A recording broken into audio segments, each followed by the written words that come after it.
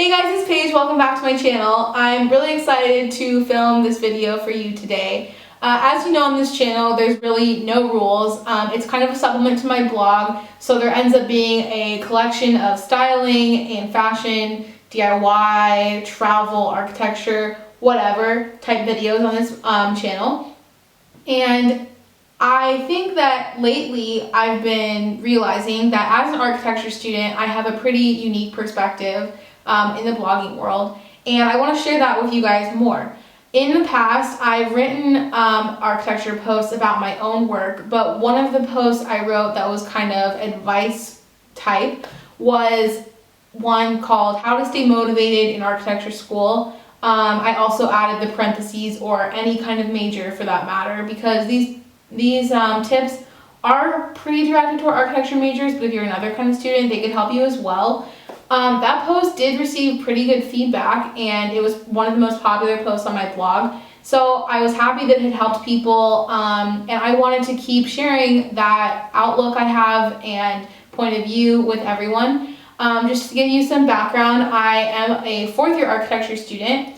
I am part of a 5-year accredited architecture program, and after finishing my first 3 years, I moved to Copenhagen to study abroad. And I'm going to be here for 9 months, and I've been living in Copenhagen for 3 months. So I do feel that as like a fourth-year student, I have a pretty good grip on, what's up in the architecture world. And yeah, I just feel like I should share my knowledge with you guys, and maybe it'll help even one person out there who's struggling a little bit. So like I said about the post, today's topic is how to stay motivated in architecture school. I originally wrote that first post when I was just kind of really having a rut in studio. I didn't want to work and I felt unmotivated, uninspired. And I wrote that as I was finally coming out of that rut, which had lasted a quarter or two, which for you semester students is the equivalent of like a little over a semester. It's like 20 weeks. So I had gotten myself out of that rut, and the advice had helped me with my own kind of struggles, so it could help you. Without further ado, I think we should go ahead and get started. So my first tip is to work where others are working.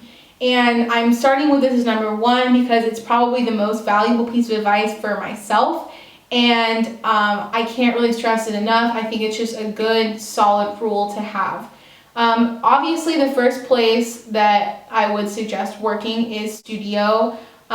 In the architecture world, like studio culture is a pretty great thing. I think most schools have studios. If yours doesn't, I think we have bigger problems than motivation. But assuming that you do have a studio to work in, it's a great environment because everyone there is working on the same things that you are. You can also bounce ideas off each other, get feedback, and everyone's pretty concentrated.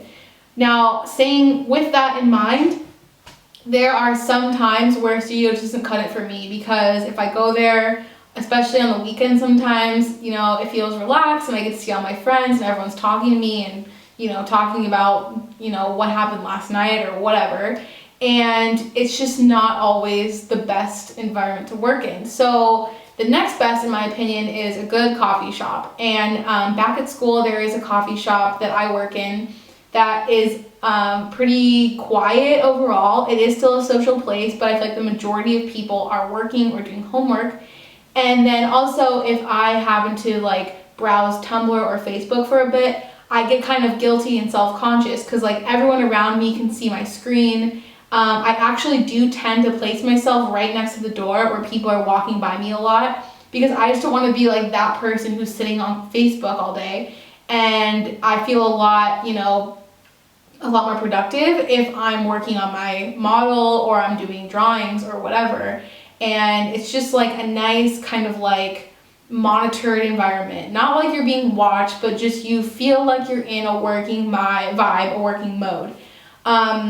I do have some friends who are great at working at home, like in their bedroom or at their desk or even while watching TV. And like more power to them, but I cannot focus like that. So if you're like me, I really suggest getting out of the house, going somewhere to work, and kind of getting motivated just to like sit down and concentrate.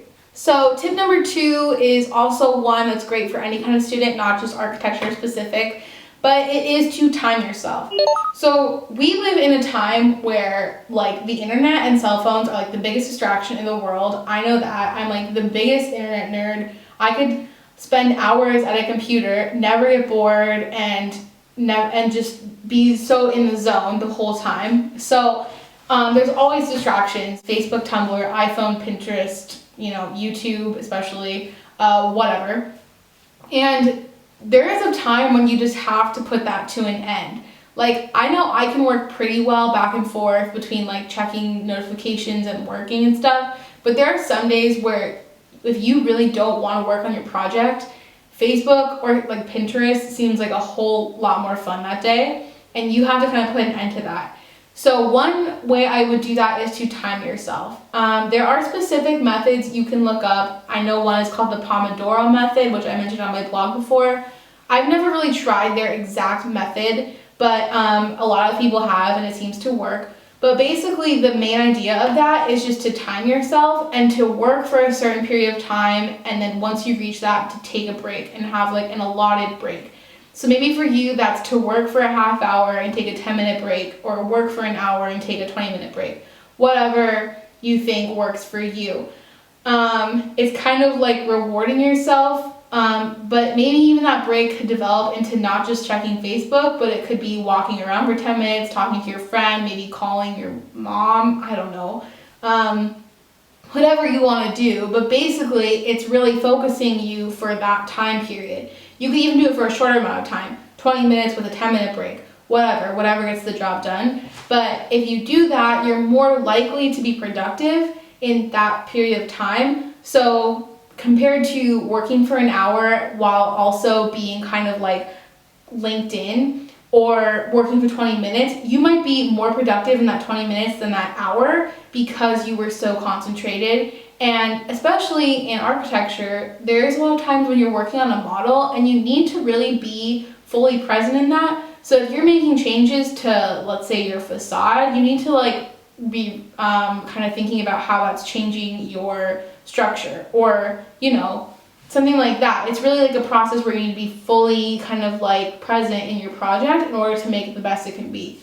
So sometimes even working for less time but more focused can really benefit you. So my third tip is one that was not on my blog before. I feel like it was kind of woven into all of the tips, but I really wanted to give it its own category. And this one is to keep your goals in mind. I know sometimes when you're sitting at your desk and you're working on like some silly 1-week design charrette where you're designing a vending machine, been there, done that, or you're designing a pier or a library, whatever you're working on, it can feel like really frivolous or pointless or boring to you and just like not worth your time. But what you have to do is remember how it fits into the grand scheme of things. So yes, maybe that one project isn't worth that much of your grade, but there could be something that you learn in that one project that really is valuable to you later in life. Or maybe that project is important for your grades, and your grades are important. Like for me, a big goal I've always had in mind is studying abroad, and now I'm here, I'm doing it, it's great. The first 3 years of architecture school were super difficult. Like there's no easy way to say that. It was hard, there wasn't a lot of sleep, it was a lot to learn in a short amount of time. But now I'm abroad and school is a little bit more relaxed here. I get to travel every few weeks, and like it couldn't be better. And the reason that I got to do that is because I was focused at school and because I did stress to myself how important my grades are, and I stayed focused. So sometimes even the smallest project can really do a lot for you, and you just have to remember to keep working towards your goals. Be resilient, just kind of like move forward, like keep your head in the game. I think I've said that phrase once already, but like just keep going and like keep the gears turning, because there are things you need to strive for the future. Try and visualize yourself getting that scholarship, getting that internship, being successful, and it'll make that work seem like it's worth something. Moving on to tip number 4, I think it kind of relates to the last one. But number 4 is do not compare yourself to anyone but you. And now that we just talked about goals of going abroad, graduating, winning things, whatever, it can be really easy to compare yourself to other people, especially in a studio environment. I know it can be hard to like walk by your friend's desk and see that like they're way ahead of you. Maybe they have like 8 renders done and you are on your 3rd render, or you haven't started, like we've all been there. Or maybe you walk by and they have like some really great diagrams and you feel like you're just not up to par. And as much as being in an environment where you can see other people's work helps you, it can give you inspiration, it can, motivate you a little bit, it also can really be like a downer and you can feel bad about your own work. And that's really not a place that you want to get in when you have a deadline. So really just like don't worry about comparing yourself to anyone. So what I would do is just kind of treat someone else's work as just an observation. It's not a way to gauge yourself. It's just like you see it, you're like, oh, okay, cool. Maybe give them a compliment, move on. The thing that you should do is set standards only based on yourself. So if you say to yourself, this diagram I'm working on isn't great, instead of saying, I'm going to make it better than, John's over there, just say, I'm going to make this diagram better than my last diagram. So you yourself are your biggest competitor. What your professor is looking for is not like to make sure that your work is like the best in the entire class, but he's going to want to see that your work is better than your last thing and that you're growing from their feedback and you're growing from sitting down and working hours and hours. And so really the only person you can compare yourself is you, as cheesy as that sounds. Okay, moving on to tip numero 5, which is be flexible. This seems kind of like a broad topic, but let me explain. There's a time when you need to be realistic with yourself, and architecture is a very demanding study. I think if you're within it, you know that. If you're not an architecture student, by the way, I don't want to scare you into thinking that it's like this terrible thing, but you do have to put a lot of time in. So when I say be flexible, what I mean is that you have to remember that each week, some hard assignments are going to come up and some deadlines, and if your teacher comes in that day and says, I want 5 study models by tomorrow, it kind of shouldn't be like the most surprising thing in the world. It should kind of be like, okay, like I'm flexible and I understand that. So just kind of keep in mind that there is a certain level of expectation for you, and kind of just like if you keep yourself working at that same pace for a while and you're working hard the whole semester or quarter, it's going to feel okay to you that there's a lot of work to be done. If you're kind of slacking in the beginning and then all of a sudden you get this big assignment and you're like, oh my God, if you would have like worked hard in the beginning, it would have been fine.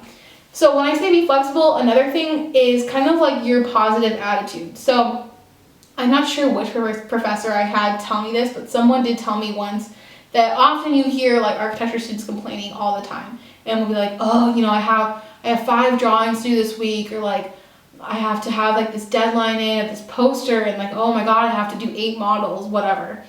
So you need to like change your thinking a little bit. And when I talk about all this advice, I'm not saying I'm perfect at it. I probably still complain about having stuff to do the next morning. But if you change your thinking into saying like, oh, I have 5 drawings to do this week, versus like, yes, I get to do 5 drawings this week. Like, as silly as that sounds, you are changing your attitude to be a positive one. And like, think way back when you were in high school and you were applying for colleges, and architecture school was something really exciting to you that you really wanted to do. And back then, if someone would have told you like, you sit around and make models and do drawings and it's great, having 5 drawings assigned would be like exciting to you. So maybe think of it in an exciting way. And there's always also that saying in architecture that's like, if someone assigns 5 things to you, but you produce 3 things that are really, really great, maybe it's not that bad that you don't have all 5 of them, because you developed the 3 that are like awesome. So sometimes the number isn't even that important. It's just like being excited about having so much to do, and kind of just like changing your mindset, being flexible, being resilient. I keep saying that, but that's just a good mindset to be. So tip number 6 is pretty specific to architecture students, because we are always doing a lot of visual hands-on work, and it is to think at different scales. You can kind of treat this in the physical sense of working at different scales and the mental sense of working at different scales. So let's talk about the physical sense first. There's a lot of times when you're like working on your project. I don't know what kind of modeling software you use, but we use Rhino. And there's a lot of times when you're like super zoomed into your project and you're like dealing with these tiny details of like structure, or like where a window should be, or like if the depth of something should be 6 inches or a foot, and you're working at like the tiniest little scale. And an important thing to do in architecture is to kind of like zoom in and zoom out and keep doing that back and forth. Especially if you're designing like a big city, or you're designing a city or like a big building like a school. I know my professor gave me this advice. This is actually where I got this from. But we were designing a school which has a lot of different components, classrooms, gym, whatever. So the overall form of it is really important, but those details are always also really important. And the details of, how rooms relate to each other, and then the details down to like what the windows look like. So if you're like just doing all the details, you're really going to be missing out on the overall form. But if you're just doing the form, it's not going to be as pleasing and enriched of a project as you would like to. So maybe if you feel kind of unmotivated because you've been designing like the size of a steel beam all morning, like take a step back and like work on the overall facade or like the grand scale of everything, and just kind of like going back and forth between the two. Now to talk about the mental, like I said before, there's 2 parts to this. The mental side of this would be to think at scales, and this kind of relates to the tip about keep your goals in mind. And when I say that, like I said, it's important to dream big and reach toward those goals of graduation or jobs or whatever, but also like thinking at the scale of like here and now is important, because there have been a lot of days where I spent daydreaming about what future job I'm going to have or what company I'm going to start, and like, oh, maybe I'm going to be an interior architect, or maybe I'm going to do urban planning, or maybe I'm going to start my own business, this or that, whatever. And that's like on the grand scheme of things. But sometimes you also have to think about what's happening right now. And like not being present and just daydreaming all day is also not the most productive thing in the world. Although those are good things to strive for, if you kind of dwell in that future era, it's not really going to help you on making a library today.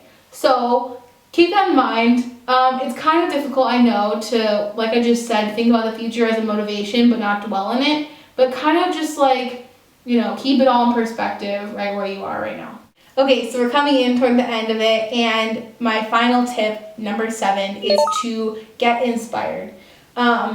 This is like probably my favorite tip, because there are days where like, I don't know, you're sitting there and you could be the most creative person in the world, but like you don't feel that excited about what you're doing. And I know I just said to stay off Pinterest, but sometimes you just need to go on Pinterest.